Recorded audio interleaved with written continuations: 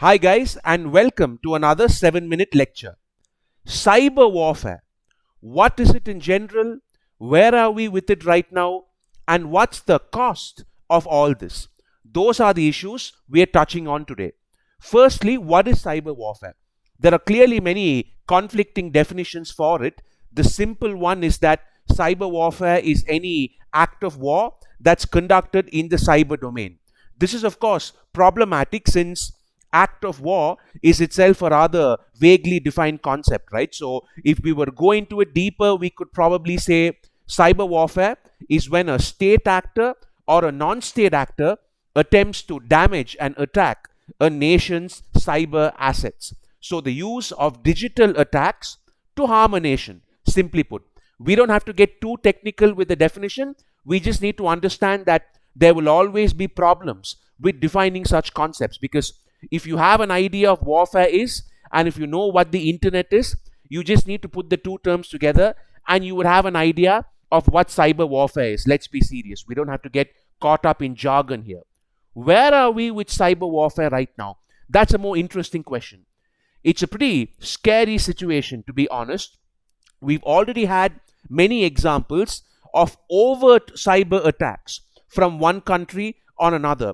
In 2009, the USA launched a public cyber attack on Iran after Iran had shot down an American military drone. In 2020, Chinese hackers attacked information networks of the Vatican. Just last month, a suspected Chinese group of hackers attacked a Russian defense contractor involved in designing nuclear submarines for the Russian Navy. Last month, once again, Russian hackers attacked the largest fuel pipeline in the United States, leading it to be shut down entirely. And the energy company involved even had to pay like $5 million or something like that in ransom. In fact, there are nearly a dozen major cyber attacks that happen all over the world like this every single month. The pace seems to keep picking up, and there's nothing that we can do about it. One major reason for our helplessness is that tracing the people responsible is more or less impossible.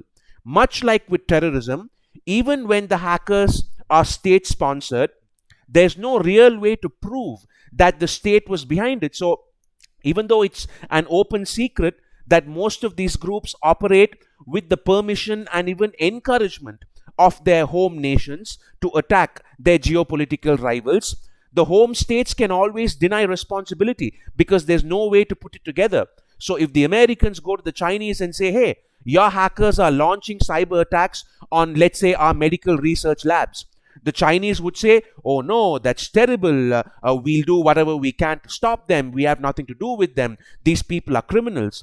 But we all know that nothing will ever come of it. And you could say the same when the situation's reversed as well. It's very rare for countries to overtly admit it. The Americans do it occasionally, like the Iranian example I gave you earlier. Trump, for instance, even stated quite openly last year that he had authorized cyber attacks against Russia. But the great powers of the world are typically silent on this, even though everybody knows it happens on a very large scale. So tracing the people involved and holding a state accountable for these acts both tend to be impossible tasks. The second major problem we are facing at the moment is that even though it's categorized as cyber warfare, the threshold of what can be counted as an act of war and what is simply an independent attack, all of that is very unclear, because these are shadow wars completely fought in the darkness away from the public eye. In fact, many people keep saying, oh, World War III is coming, World War III is around the corner. The actual answer to that might be no. World War III is already here, and we've been fighting World War III for a decade now. Because if you think about it, every year the United States loses billions of dollars because of Chinese hackers, and the Chinese lose billions of dollars because of American hackers. Even if the two were directly at war with each other using conventional physical methods, they probably wouldn't be losing this much money. But it's not being acknowledged as a global war because it doesn't fit our traditional definition and conception of what warfare is. In fact, the estimated cost of cyber war on the global economy is more than $1 trillion. Not a million, not even a billion, $1 trillion, as in 1,000 billion dollars. And it's estimated that within the next 5 years, that cost will exceed $10 trillion. To put that into context, this will be a larger amount than the national GDPs of any country on the planet, except the United States and China. It would be a bigger amount than the GDPs of Russia, India, Japan, the UK, France, Canada, you name it. This is economic damage on a scale that dwarfs World War I and World War II combined. And it's happening before our very eyes. It doesn't have to be purely economic in nature either. Take the Stuxnet cyber attack, for instance, which first became famous in 2010. So the Stuxnet attack was a cyber attack conducted against a nuclear facility in Iran. There's still no conclusive evidence in terms of who did it, but most people say it was the Americans and the Israelis, even though the two governments themselves totally denied, right? Wink, wink.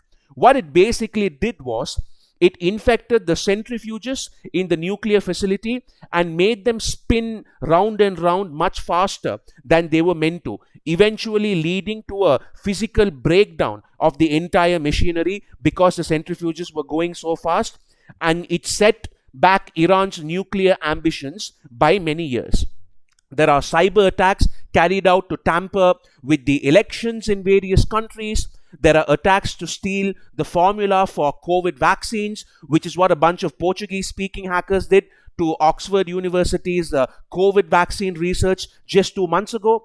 There are attacks on the electricity grid operators, which, for instance, the Chinese are suspected of doing against India just 3 months ago. So it started to cover an extremely wide range of things, and the rate at which these things happen is increasing all the time. Every month has plenty of news items like this. You and I could be a victim of cyber warfare somewhere down the line if we haven't been already.